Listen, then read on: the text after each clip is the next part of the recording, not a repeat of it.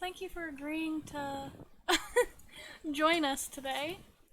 I mean, I troll your guys' Twitches all the time, so I'm actually kind of surprised you want me to talk with you guys today. You don't troll me that bad. You might troll Cleffa a little bit. Yeah, I do troll her a little bit. That's what a lot of people do that. So that's just my chat. Okay, let's get into the fun questions. All right. So the first thing we are curious about is how did you get into Pokemon, and then specifically VGC? All right. When Pokemon came out in the United States, I was 10. So I was the absolute prime demographic. I was the same age as Ash Ketchum on the TV. Is that better, So Slim? of course it really just made me go crazy for it. Plus it's just a bunch of cute animals.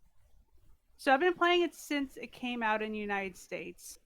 Um, but I used to like troll kids on the playground with doing battles on our Game Boys because none of us knew how to do the card game, but we all knew kind of how to do the battles. So we would battle each other in the video game for each other's cards. It's a way So to go. that's how. Yeah, that's how I started my card collection at 10 years old, was beating up kids in the video game. Um, but for VGC, my first well, my first VGC event was in 2011, but I did some competitive Pokemon before then. EB Games used to have in-store tournaments. I guess this was actually like across like EB Games and GameStops in like in 2008 when Pokemon Battle Revolution was around. I used to enter them, and I used to do very well. Like I've gotten second at one, I got fourth at one. So it was something that I was always like a little bit better than, but a little bit better than most people. Um, but if anyone knows anything about me, is that I always choke in Top Cut, so hence why I never brought home a title. But my first actual official VGC event was in 2011. I that's how I discovered VGC, was watching the World Championships for 2010. That was the first GS Cup Pokemon had, and it just was blowing my mind, like how these people without team preview just going at it, just like having their legendaries out and just like beating the crap out of each other at such a level that I felt like I was a complete noob at. So that made me want to go try to play at a higher level, because the level I was playing at was already so. It was actually really bad. I was playing at such a bad level, but I was good amongst the crap I was playing against. So, but yeah, so it inspired me to try better. So, my first event was 2011 San Jose. It was best of one, single elimination. So, yeah, driving up there, like 4 to 6 hours to go to a Yeah. tournament where you don't know you're going to get kicked out the first turn Hello, everybody. or the first game. Just a reminder, since this is I podcast, surprisingly did I well won't be responding to chat enough. that much. I didn't get to the second part of the event, So but I if I think don't I read your got to message, I round will 5. be doing a viewer question section So that was towards the fine for end. double elimination, or not But I double, do see single everybody here, elimination. and I appreciate Um, it. my team was horrendous. It was really bad. Like I had a choice scarf, me first Min Xiao, Eviolite, Cottony, Quick Claw, Cotton Kelder, just wild stuff. But that just made me start loving VGC. Just being in such a big crowd of other people who want to kick the crap out of each other. That's what made me love it. That's fair. That's fair. Wow, Yeah. that cotton threw me off. I never thought I would hear Evie like Well, Cottony. in the original Black and White, Endeavor went off a prankster. So Cottony had the lower HP pool, so Makes sense. yeah, it made sense to me at the time. So, but yeah. That's what I was doing back then. Oh yeah, normal gem explosion, Gigalith. Of course. I like things that explode. So. So that was in 2011. Mhm. Is that when you like started competing like super competitively, or it was just like for fun, not like going for like invites, I guess, or Oh, I didn't try for an invite until 2016. The scene was way different back then. Pre- I'm pretty sure 2008, 9, and 10 were kind of similar to 11. Um, but there was only a few events across the country, and if you did well enough at those, then you could go to the nationals, and then if you did well at the nationals, then you get to the world's invite. I Mhm. so for VGC, there wasn't locals until 2014. So everything was day 2 at regionals, and I think we got states in 2013. So it was a very different meta, or just how everything was set up, because the card game had locals, they had cities and whatever the other thing, because now it's League Cups and something else. But they had states, cities, and there was there's another something thing. else. I know there's Yeah. something else. Um, back then, but the video game was only day 2 at regionals from 2012 to 2014, and I think we maybe had a state. Um, but yeah, what was interesting about how the local scene for VGC actually started, or at least like PCs and MSSs, the Pokemon Company caught wind of an organizer, Leo Ortega, from Southern California, and he used to hold the Nugget Cup. He used to run his league out of a McDonald's, and he would run the Nugget Cup, and our prizes used to be McNuggets. Gotta have the And nuggets. yeah, and then these other like higher end organizers and the Pokemon Company of America were talking to him and other organizers, saying like maybe we should actually give them some locals. And he was one of the first people to actually have sanctioned local events because of the goddamn Nugget events. Um, And I know that. it's it's really wild how much it's changed, because it was best of 1 up to 2016, halfway through 2016. Jeez, yeah, I started playing in 2015. So I That's didn't when, even when I started playing, it was there were locals and mm-hmm, stuff like that. So yeah, yeah. That I remember meeting you, and running exactly, into you like 4 years later. I'm looking at you like I know you from somewhere. exactly. You know, 4 years, Mm-hmm. 4 years 4 years after later, yeah. my first VDC event that I went to. Mm-hmm. I can't imagine having to play like on a competitive level in a best of one. I think Oh, I it would. sucked. I'm glad I Yeah. only did 1 year of it. I know a few people that played like 2008, 9, and 10 in a best of one. I don't know how. Like, I'm glad I only had to do that best of one for 1 year. Yeah, I cannot imagine that being enjoyable. Yeah, it wasn't.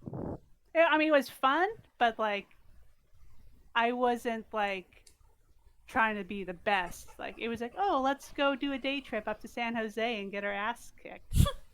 So, Yeah, single elimination sucks. At least with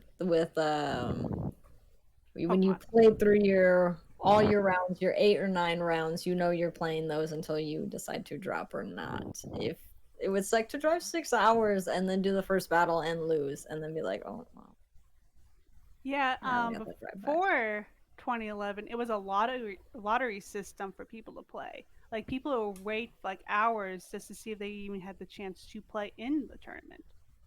So, like, Oh, it was even worse. It was a best of one and maybe not even a chance to play.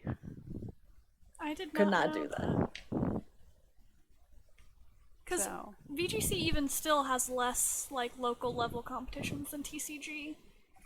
Because yeah, even it like does. in my state, there's only 2 game stores that hold them at all, and they're on opposite sides of the state. It's like crazy. Yeah, You're in Washington, right? Mm. Washington used to also have a regionals until they passed some type of like gambling law, and that's why you guys lost the regional. I was told that we didn't have it in Seattle anymore because it got too expensive. And that might have been too, but like they could have easily moved it out of Seattle, but I was told it was because of like they had new gambling laws. That is So they possible. couldn't have something of that type of prize money there. Yeah, I just Oh wow. I had gone to like my first regional at Portland this year, and they're like, yeah, we used to have one closer, but it was like really recently that they got rid of it, I think, actually. Mm-hmm. Know that. So, what was the hardest thing for you to learn in VGC? That you cannot always play with your favorites. Yeah, it's just like sadly, I just can't play with my favorite. I mean, you could maybe sneak one in there, for some novelty, or just build something right around whatever you really like. But you have to swallow your pride. You have to play with stuff that's generally good. I mean, you can play with good stuff and then put your own flavor to it, but it took me too long to realize that I have to play the with the same toys as everyone else for the most part. That makes sense. Wait, so never mind. I think that's a different question later on. I was gonna. All right. I'll ask that one later. And also, I guess if I'm going to like technical stuff, like memorizing speed tiers and stuff like that. Like, will this outspeed me in Tailwind, or would this be slower than me in Trick Room? It's just a lot of just like memorizing a spreadsheet. I mean, I don't want to go back to school. I've been out of school for too long. Like, I don't want to feel like I'm studying again. That's true. The speeds always mess me up. Mm-hmm. Just stick a choice scarf on everything. Just go faster than everyone else. Just choice scarf and zoom. Mm-hmm.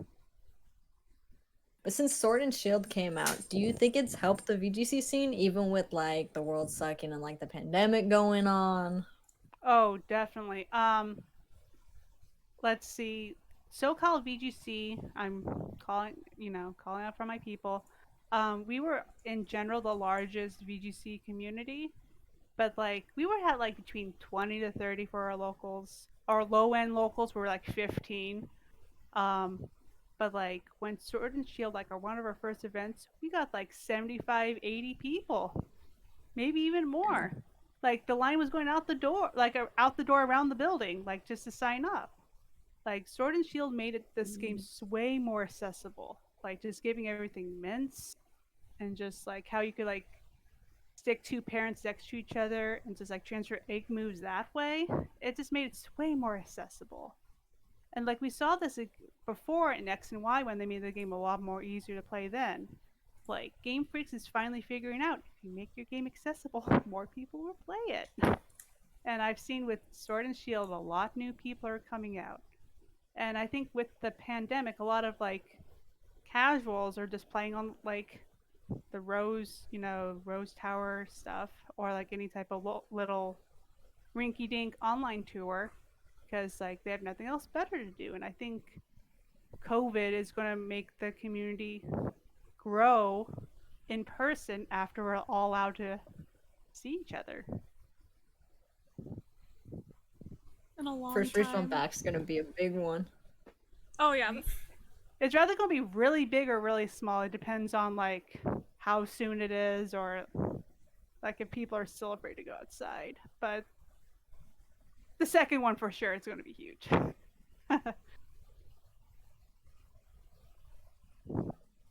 So, what is your process on team building?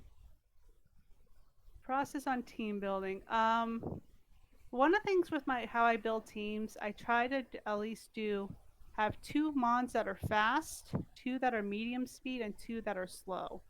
That allows me to like not always be screwed over by a team that is tailwind oriented or like a team that's hard trick room. At least I have answers for both sides of speed control. I kind of deem anything over base 90 to be fast, or ideally over 100. to be fast. Like medium is like 7 to 85 ish. Anything that's like 60 or below to be slow. So I try to at least have 2 from each of those brackets. That, and also I try to figure out what I want to do. Like, do I want to go for hard weather or do I want to go hard trick room? Like, I kind of try to figure out that part first and then find the 6 months that could fit that story I want to build with that team. So I did not know 60 unless we're considered slow. Most of the time, if I see something with like 30 or 40, I'm like, that's definitely no, that's slow. really slow. But like then Okay. again, like still like if you have most mons are 70 or above, so if you have like a 50 in trick room, you're going to outspeed for the most part be faster than them. But like really, yeah, 30 is like the ideal. 30 and below is ideal for trick room. But like you're not going to be totally screwed over if you have somebody that's like 50 in trick room. I was looking for a piece of paper to write this down, but I'm just gonna watch this later so I can write down these speed things of what's fast, mid, and slow. I mean, that's what I Probably consider better. it. I mean, some people would probably say under 40 or under 50, but that's what I deemed anything under 60 to be slow.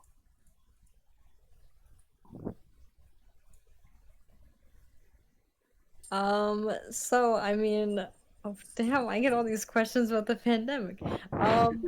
How was your road to 2020 Worlds going before things happened? It was going so fantastic until the Fire Nation attacked. Like, I was on my road real early because I'm usually that stupid player that only tries until like nationals. I'm like, oh god, I have to pray on nationals to get my invite. But I was like 330 or 340 points out of the 400 after Australia, and Australia was in February, and that was my very last VGC event. So I was, I was, I didn't get my invite as quickly as a lot of others, but like I was almost about to get it by like I was probably going to get it in March, the next month before everything went to crap. That's It's so crazy to think about, like, your last official event before, like, because my last event was Collinsville, and I had no idea that, like, what was about to happen. Collinsville.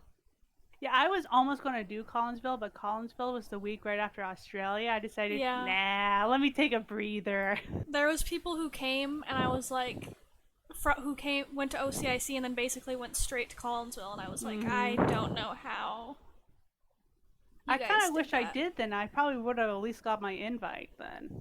But, oh well. Who knows what these points will mean next year. Yeah. That is true. They said they roll over, but like, what if there's not a Worlds next year? Like, does it roll over again? Like, How It's a many constant rolls? rollover. How many rolls are we doing? I don't know. Damn, you guys had recent events. My last event was the Open in DC. Well, I almost didn't go to Collinsville. Well, I was waiting for Sword and Shield because I didn't really like it on Ultra Sun. So I was waiting for Sword and Shield for those events, and then I wanted to like actually get a team, and then I was planning on going to one out in LA. I believe it was in like I think it was mid-April that I was gonna go to. The esports arena one. Yeah. I was gonna do that one. one. I talked to Taryn about it, and I was like, all right, I'm gonna go to that, put in my time for off work, and then everything happened.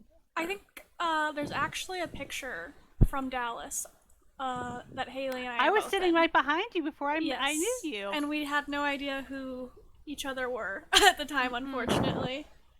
Yeah. But you also look very different with black hair. Oh yeah, no, completely different person. Okay, Jess looks different every single week when she dyes her hair. Okay, well, you know. Well, more so with black hair than any other. Yeah, I also had really long hair. But it's kind of crazy to think that we've technically met. Yeah, we were. Yeah, I think we said hi and or something. Because I remember saying something to the person in front of me, and that picture showed you were in front of me. Yeah. So, you actually had like a really good OCIC. Can you tell us about your OCIC experience? And like your prep leading up to it?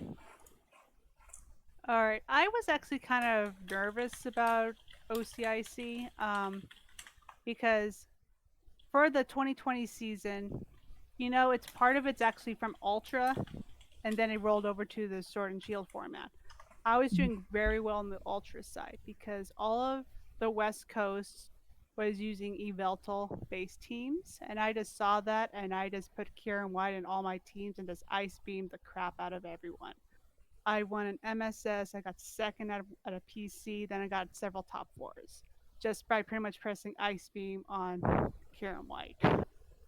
But like going into Sword and Shield, I had a few quite rough events. I'm like, I don't know what the hell I'm going to do for Australia because I already booked Australia back in September. I did it that early because I got tickets for like before tax like $700. Like it was really cheap for round trip tickets. So I was like, how the hell am I going to do well in Australia if I can't even like cut a local? Um,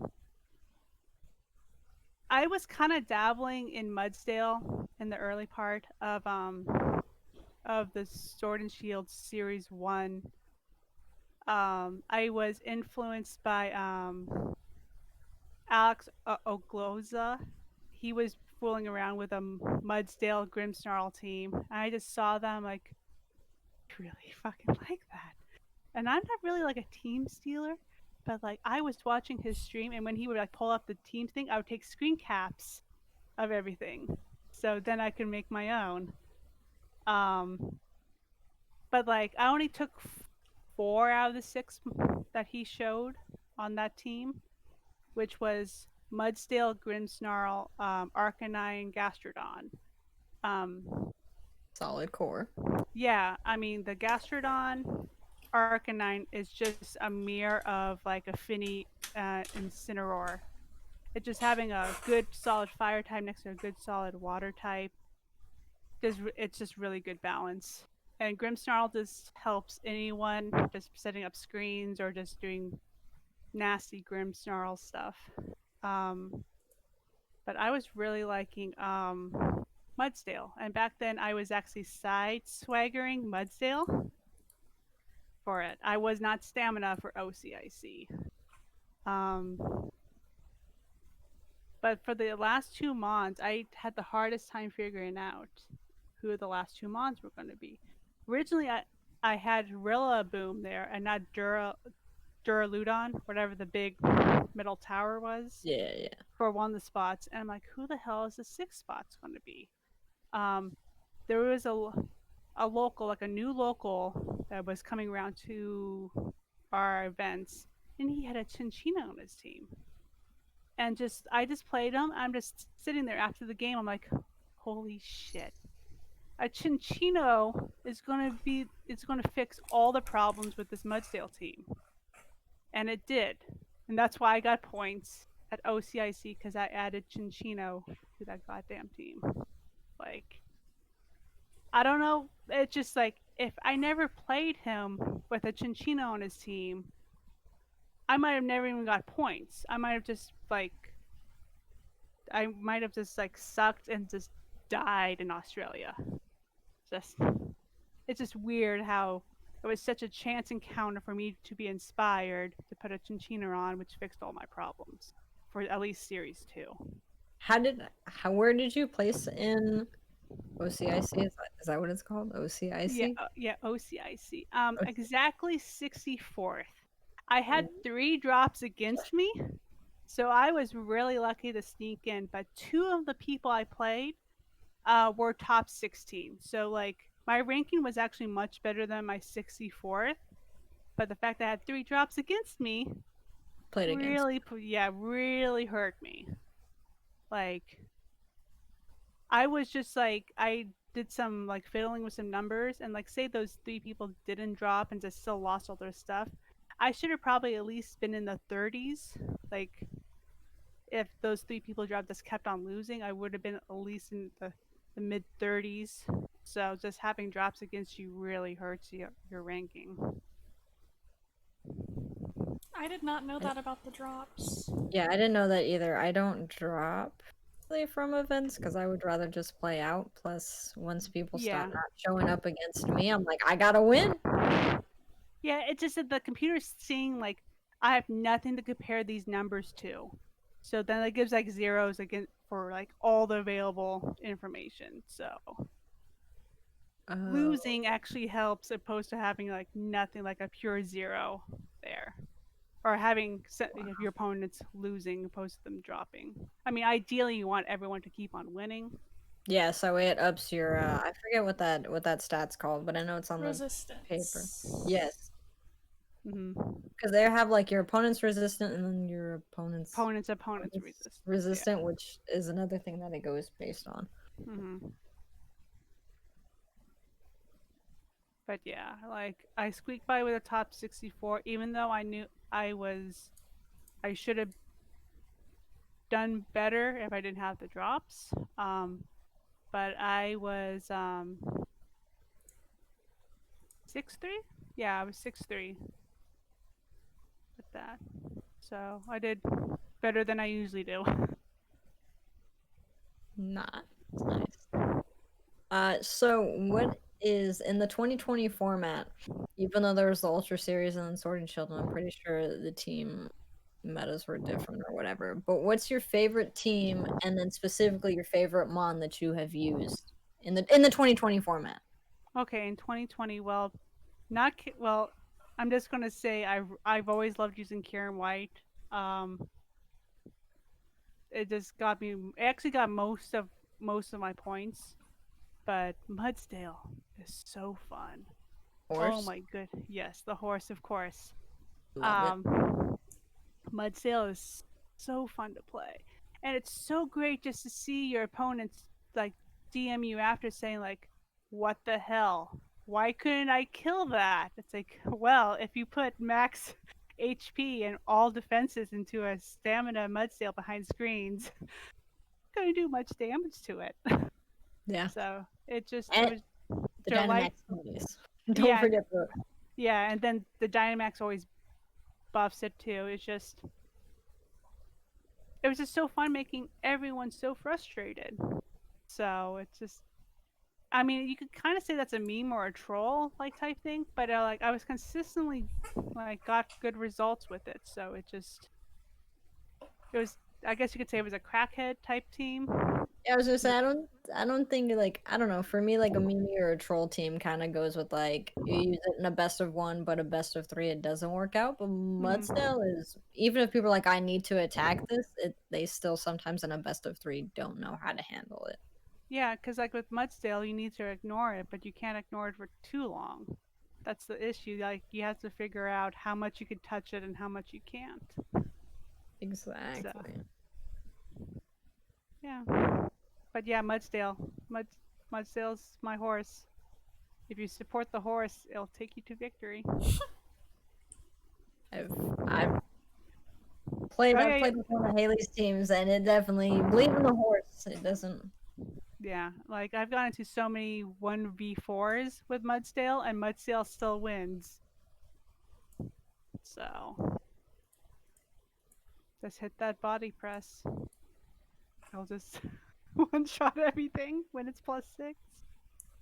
I didn't even realize body press was a move until the Mudsdale. Yeah, I think body press was new to Sword and Shield. Or was At it? least I think so. Don't quote me on that. I mean, technically, this podcast is quoting me for saying that. I can look it up really quick. But I think it came out in Sword and Shield. It's just gonna look it up quicker than I am.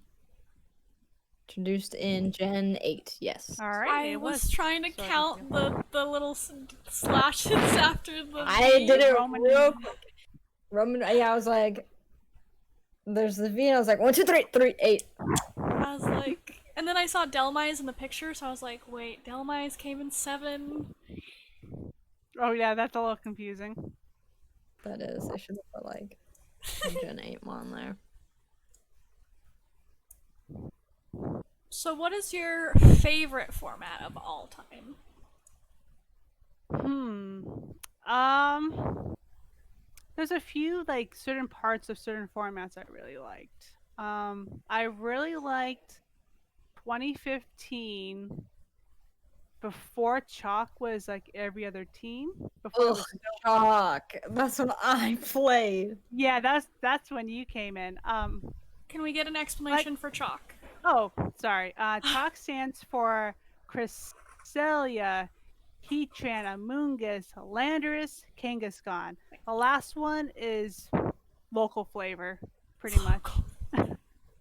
Little So, spice to whatever if you want to throw off um, somebody, but you basically use but Chalk. yeah, it was pretty much those. That's what that acronym stands for. It's just a really balanced. I mean, it has. I mean, it doesn't have your rainbow, which is fire. Actually, no, it does have rainbow. Never mind. I always forget about Amoonguss. I always, when I look at Amoonguss, I just think poison, not grass and poison. But yeah, it has your rainbow. It also has your fairy steel. It has There's a a lot lot of of stuff. course. Yeah, it has a lot of things that you could safely switch into almost every possible thing. Like it was extremely balanced, but Solid. it was really balanced, really solid, but it was a little boring to play. And Um, the mirrors with them. yeah, the mirrors was. It all depends on like how you built your Kangaskhan. Was it inner focus or was it scrappy or like was it the speed? Were you Scarf Landorus or were you Choice Band or if you had the U turn? It was just you just had to like think of all the possible variants of it. It was just I don't know. But early 2015 was great. I also liked 2018. I pretty much like anything that's expanded. Like this coming up series, probably Series 7 is going to be expanded, which is pretty much everything besides like the box legendaries. Um, those are the ones I generally like the most. Or you have all the like the legendaries that are like the sets of threes or like the whole most of the Mm, Pokedex. I like those formats the most. So like your 15s, your 18s, stuff like that. 13. But 13 was its own situation. That was scary. 13 was probably the scariest format I've ever played in. why? Um, most people don't remember gems, and people say, "Oh, I like playing with gems," but I know they never played with gems if they say they like playing with gems. Gems were like Z crystals. They boost your move by 50% of the same type. But the thing is that you could run into a whole team that was all gems. So you pretty much have like everyone that could Z move you. It just doesn't go through protect. Like stuff like that. Yeah. They later like nerfed normal gem and put it down to 30, but like gems were nasty. Like it was way too much. It was way too stressful of a format. Was 2013 because of that, and we had Defiant, Tornadus, and Thunderous. As you guys know, Defiant raises your stats if you get a debuff, or your attack Mhm. when you get a debuff. Yes, the So shark has it. yes, It's the only but reason why I know what defiant means, actually. Tornadus used to have it, but Tornadus used Hmm. to also have that with Acrobatics and Flying Gem. It'll proc the Flying Gem first. Acrobatics doubles if there's no item. So when Acrobatics does its calc, I think it does no item because the gem went off. So you have the stab, the gem, then Acrobatics. Like you can pretty much one shot anything with that setup, and hopefully a Hitmontop came in front of you, and you got a Defiant boost.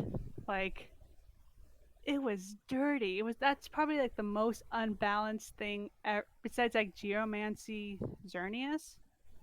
The Defiant Flying Gem Acrobatic Tornadoes probably was the most unhealthy, dirtiest thing ever in VGC. That has just blown my mind. There's a reason why we don't have gems anymore. I can see. So yeah. Eat. So yeah, I like my expanded formats, assuming that gems are not in it. Makes sense. I like how Jess put this question exactly how I phrased it. So, what's your least liked mon in VGC ever? Like, what do you despise? Oh, what do I hate the most? I really, I there's a few because I don't like mons that really over centralize a meta. Like they're so good to a point that it's almost unbalanced. Like Xerneas. If Xerneas couldn't use the power herb to like skip a turn of geomancy, I wouldn't hate it.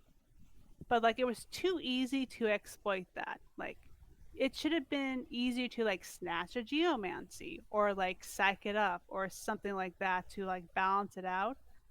Um, or maybe if geomancy was only +1 in all stats and not +2, or it's not all stats, but in special The attack. important ones. Yeah, exactly. Maybe it was +1 in all of them and not +2. I also don't like landers because I've been seeing landers almost my whole entire VGC career. I just want to see something different. And Because I came in black and white, and landers was there since my VGC career. And whenever I see him, I'm like, you motherfucker. Why do you keep on showing up? I thought I had a restraining order against you. And Incineroar is just boring. Just play Arcanine. Arcanine's better if it's not a GS Cup. Yes, I said that. We take that quote out. But yeah, those are probably like Xerneas, Landers, and Incineroar just because people give it way too much credit. I think Arcanine's actually like bulkier than. I think Arcanine's way more versatile, but Incineroar is definitely better for like a GS Cup or like when there's a lot more legendaries out there. But when there's not a lot of legendaries out there in all other situations, I think Arcanine is better. It just doesn't get fake out. Oh well. Landers is about to be back too. How are we feeling Yeah, about that? I saw that screenshot. Oh well. Trying to not think about it too much.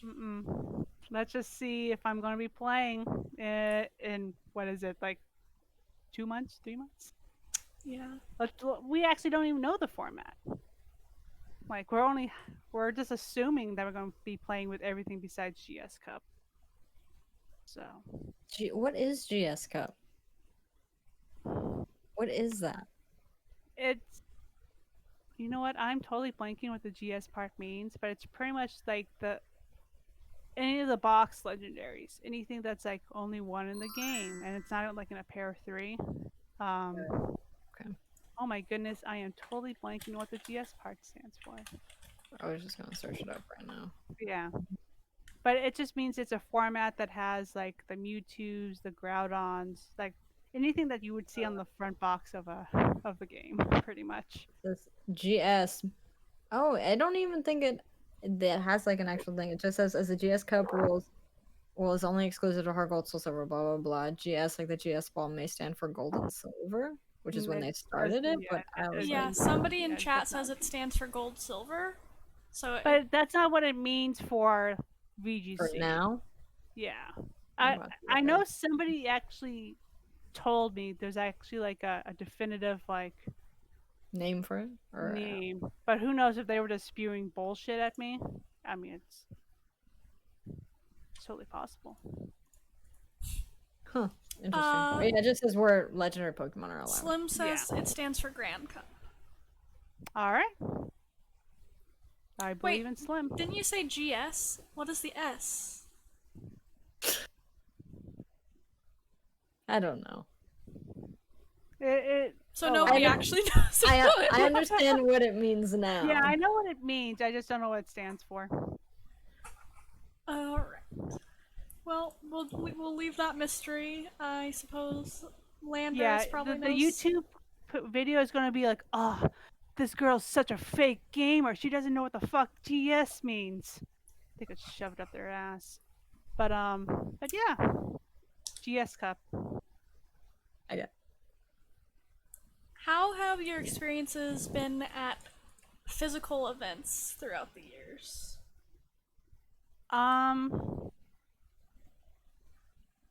they varied quite wildly. It depends on like how many people I know there, or like if I had boyfriend armor.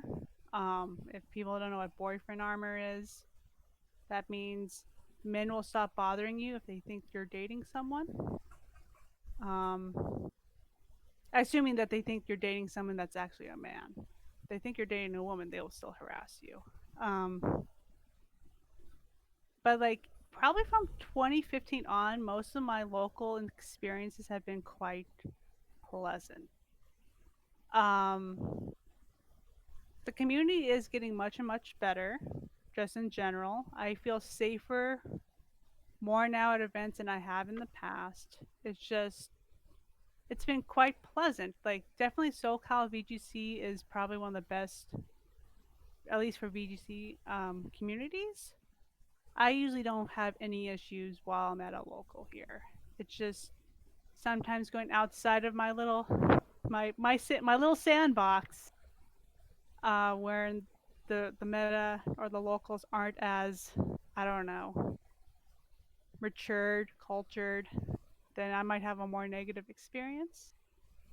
But that's like with anything. Like some places suck, some places are great, and that's exactly my VGC experience. Sometimes it's great, and sometimes it sucks. Yeah, I totally get the boyfriend armor thing. It is. I was not expecting the number of "is that your boyfriend" comments like going to Oh, regionals. um, the first regional I cut was in Lancaster 2015. I was dating someone at the time, and what is it? 7 out of my 8 rounds, I was asked either was I there with my boyfriend or did my boyfriend make this team. My, I was on day one. I was fifth at that event. My boyfriend at the time was fifth from the bottom. So I wonder who was there for who made the teams, who was, you know, the actual player out of the couple. It's just, but ever since then, I haven't really been asked that. At least at the California level, like Mhm. I think since then people know I'm competent. They don't think I'm there as the girlfriend or something. But like before I proved myself at that one regional, I used to get that a lot. People assumed I was the girlfriend, and my god awful playing boyfriend uh, was the main player, and it was quite the opposite. They sucked. um, I think you've actually played them, Cleffa, back then. I did, yeah. At the They were, first, I was like, yeah, they're not that good. I don't remember it. I think I actually tried to save my battles from all of that. So if I like went back to go look at what round it was, because then I pushed them up on YouTube with Mm-hmm. like commentary, possibly. Mm. But They probably had him a champ and a Charizard on their team. I mean, with that info, I could definitely easily go Yeah, I figure think they played Machamp, Gengar, Charizard for all 2015. That's not a great core, but that's what they wanted to play with. out. Yeah, No, after this, I'm gonna go watch YouTube. at Collinsville, I had to have like one of my Airbnb like mates wait for me at the end of my tables otherwise, like, my opponent would try and, like, follow me to talk to me. Mm-hmm. Like, you have to I was not expecting it to be that bad. Mm-hmm. I know it's a little bit different from the Scared of me TCG to the now, VGC, so like but I don't really have to fear that, but I know a lot of women now still are experience it. So, and it sucks that it's because I'm a proven female player that's when I suddenly get respect. That's like what it takes for you Yeah. not to look that stuff. So, I don't know. you're not valid as a woman player until you've had, like, a top A cut. good placing, yeah. Yep. But for Like it seems like other women I know that are like top end ones, like a lot of times they get stopped asking the boyfriend questions once they start proving themselves. And I'm not sure why that is.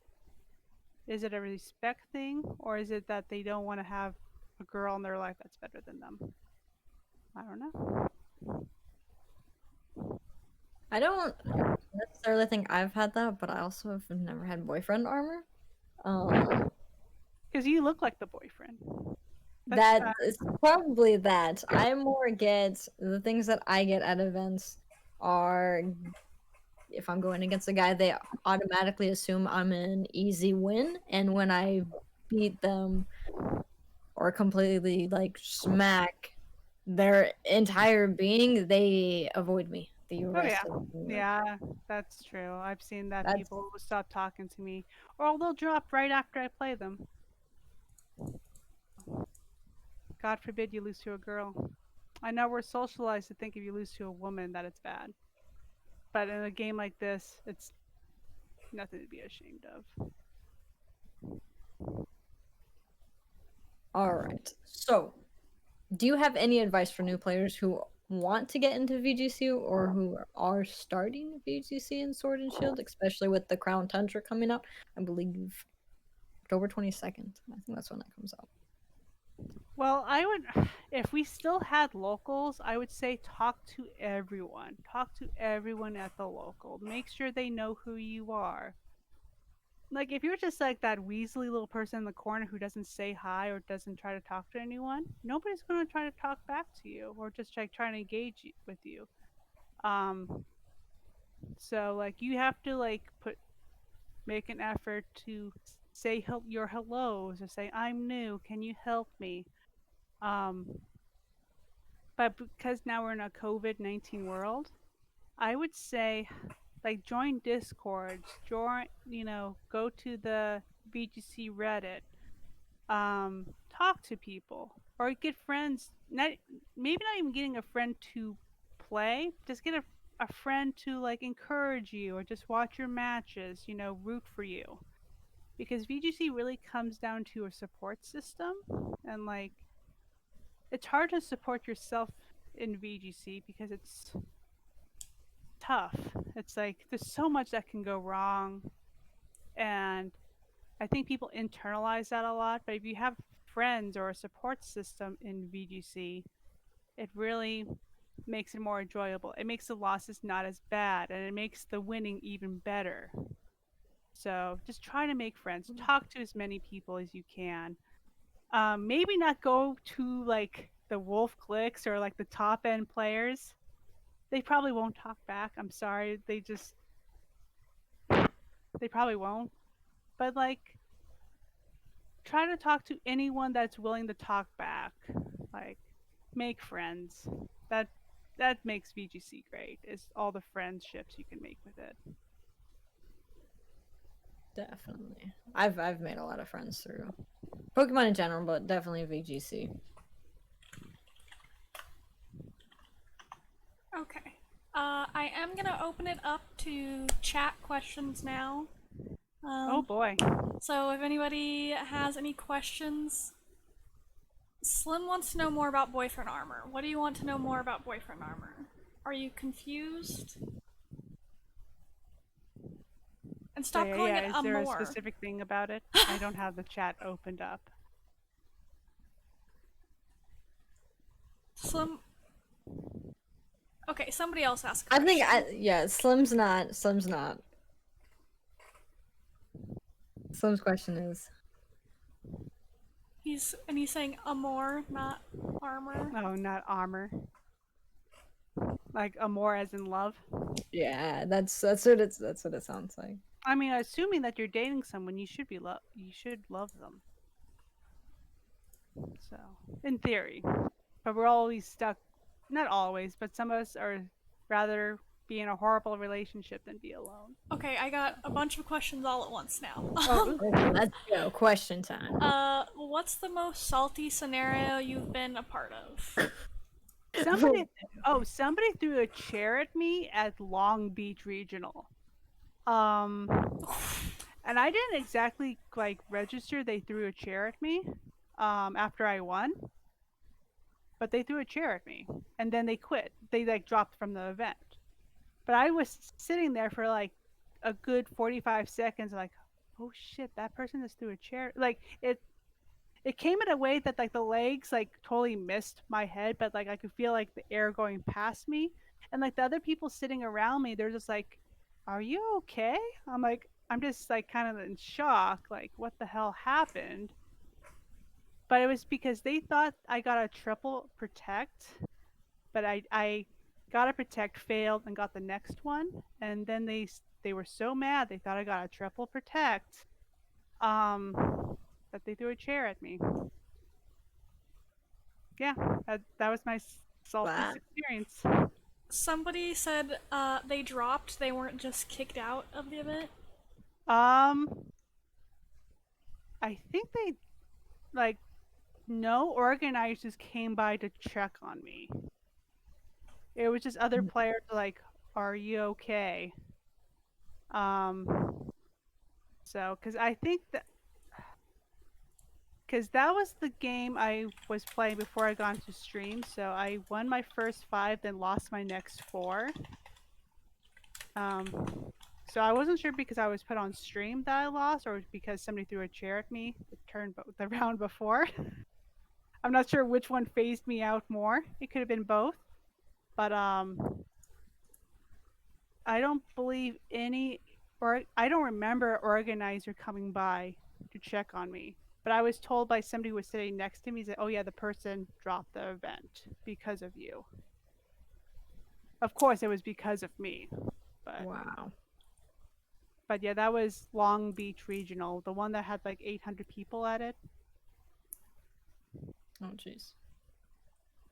Okay, this next question comes from Zach, and I'm not sure how serious it is, but Oh, it's Zach, so this is great. he said, "What do VGC judges actually do?" Um, they make sure that your Pokemon are in legal balls. They make sure all your team sheets filled out, and they make sure to tell you how to do a sudden elimination because the game tells you how to do everything else.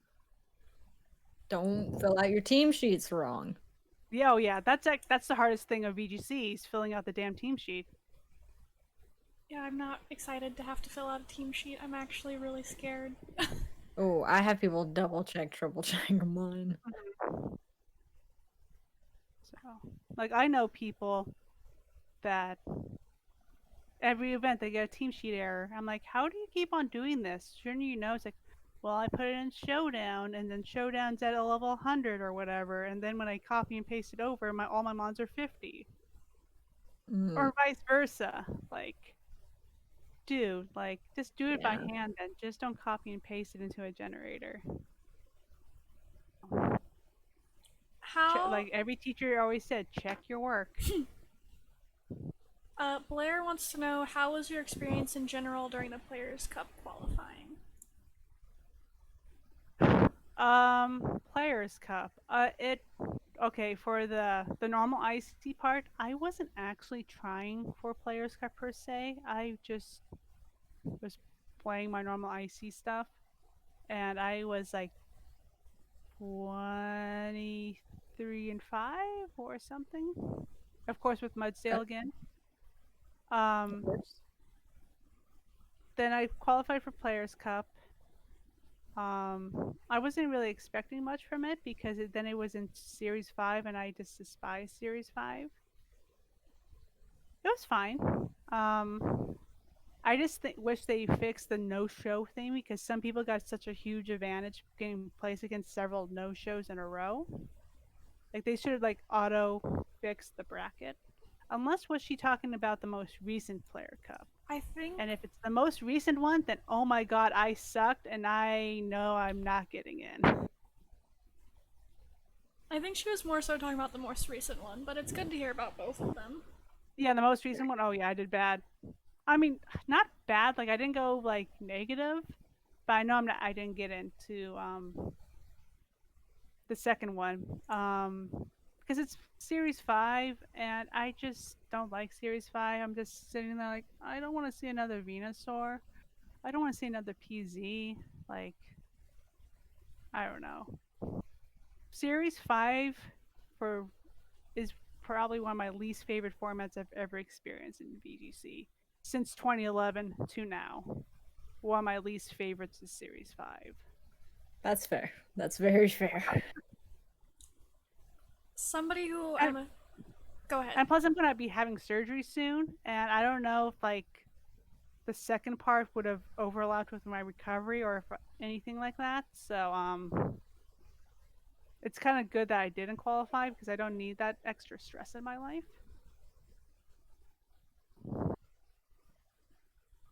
Someone who I assume is probably a local said, "Hey Hayley, who's your favorite SoCal local to go against?" Question mark. Favorite exclamation point question mark.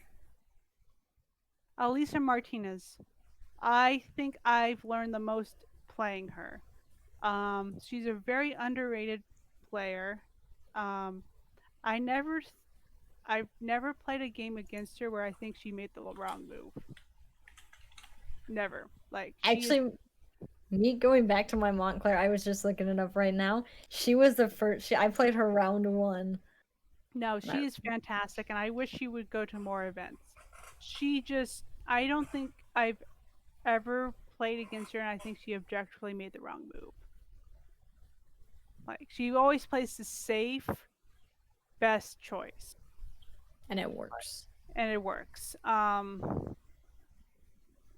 Another one, if you consider our friends down in Tijuana, I always love playing against Sergio. He has kicked me out of first place so many times. Like I've gotten like second place in Tijuana like between 8 to 12 times, and like most of those was because I was playing Sergio in finals, and he just always makes sure to make me feel inadequate, and I need to learn the game better and come back to beat him again. I have beat him a few times. I beat him in Swiss, but for some reason I'm stupid in Top Cut and always die and lose. Horrible. But he always makes sure to keep all those titles in Tijuana. But yeah, those are probably my two favorite people, at least for SoCal to play against.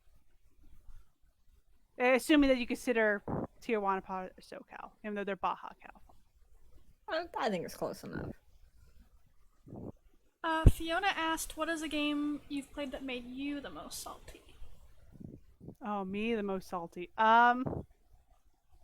It was the MSS in I think 2018, 27.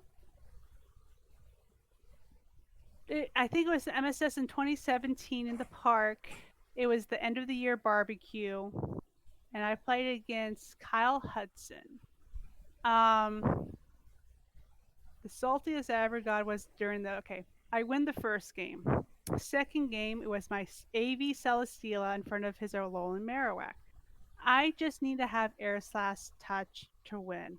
Miss it. So I lose second game. Third game, same exact scenario happens. Like almost the same exact HP. Same thing. Celesteela, in front of Alolan Marowak. Just need Air Slash touch to win. Miss it. And I was using his pen to write notes, and I just chucked that pen across the park. I said, fuck! And just chucked it.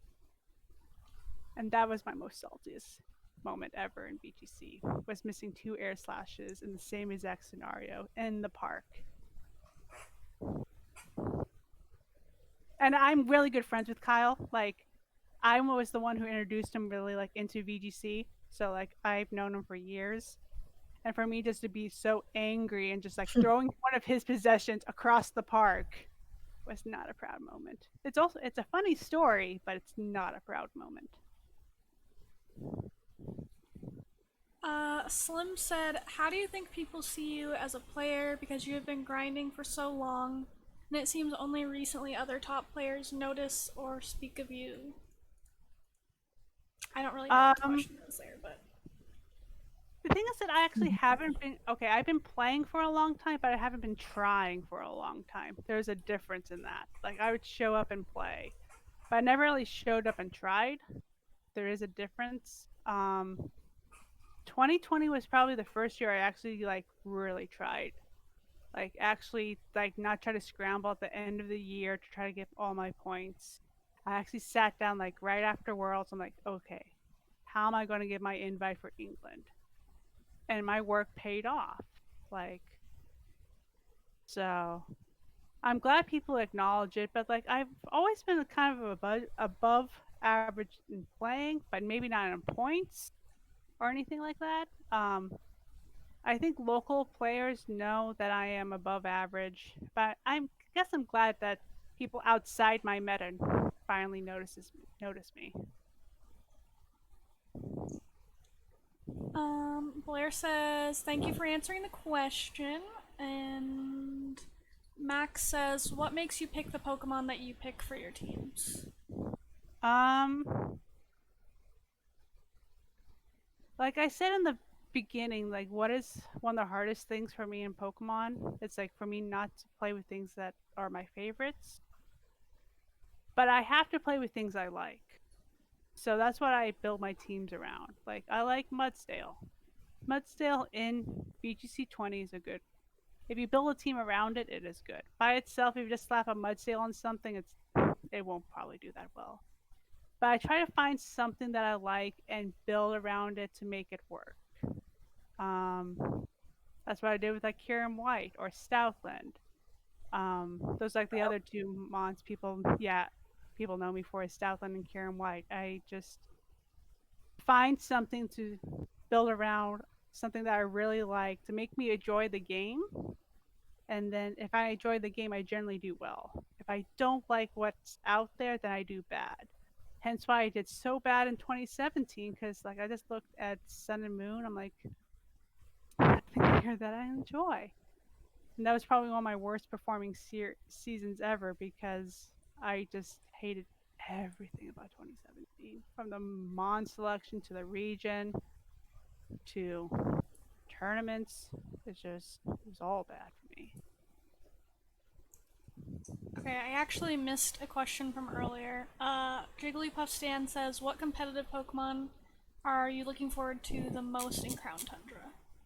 Zapdos.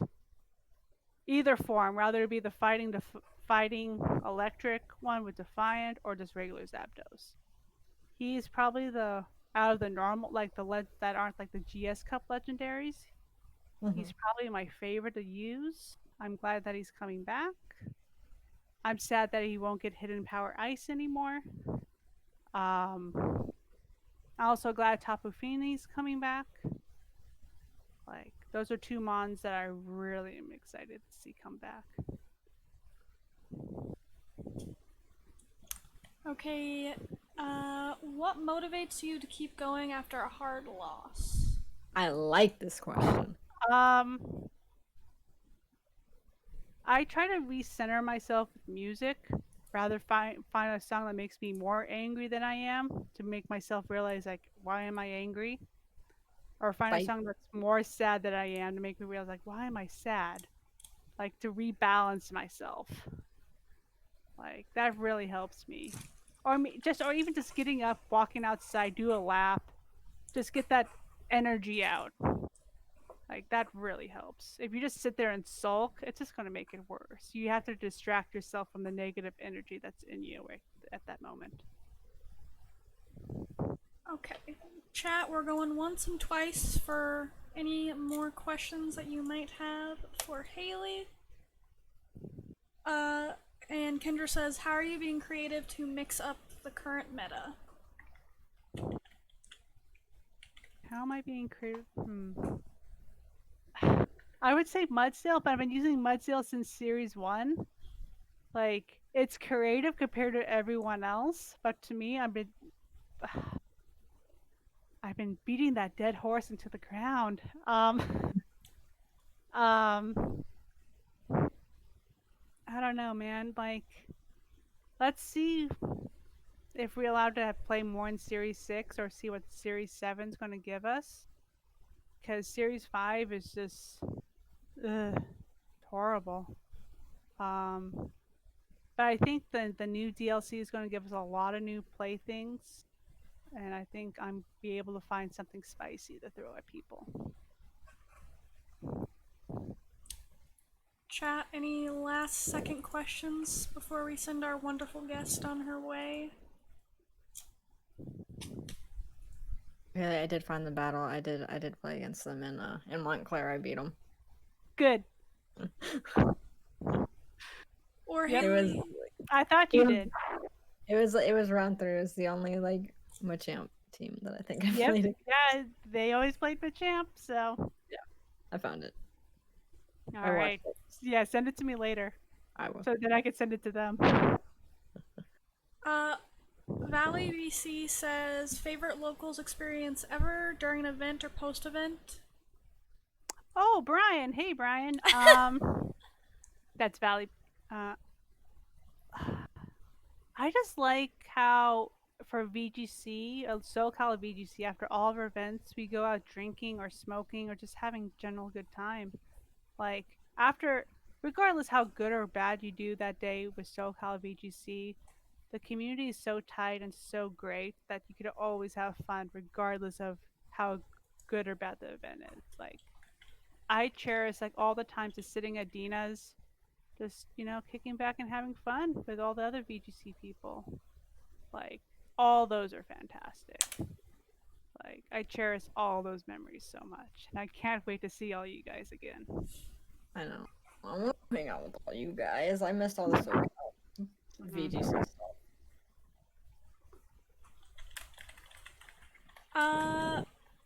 Max says, did you play any other video games growing up? Oh yeah, oof.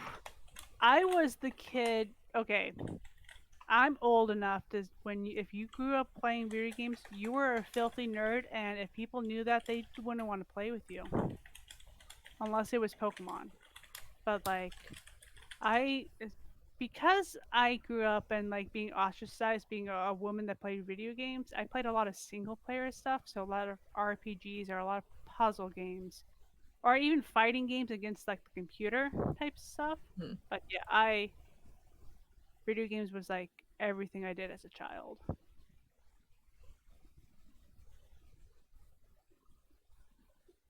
I think this will probably be the last question. Kendra said, what do you think of weakness policy Blossom? Weakness policy blossom. Um, if you have sun and for some reason build it bulky enough for it to actually use its weakness policy, for a best of 1, you will probably confuse and wreck someone. Or if anything, I might also recommend put teeter dance on it and just ruin their day. Just confuse everything on the field and just make them regret ever living. Max says, did you play any card games? I think you told me you got you at one point competed in TCG, right? Yeah, actually, I started as a card player. I started as a card player and did VGC on the side because there, like I said before, there weren't locals for VGC. It was only like day 2 at regionals. So I would go to regional day 1, play the card game, then play Pokemon, the VGC on day 2.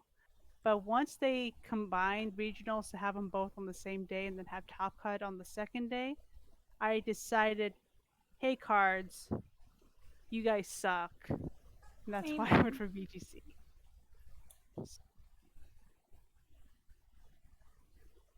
But yeah, I played the Pokemon card game. I used to actually play a little bit of the My Little Pony card game.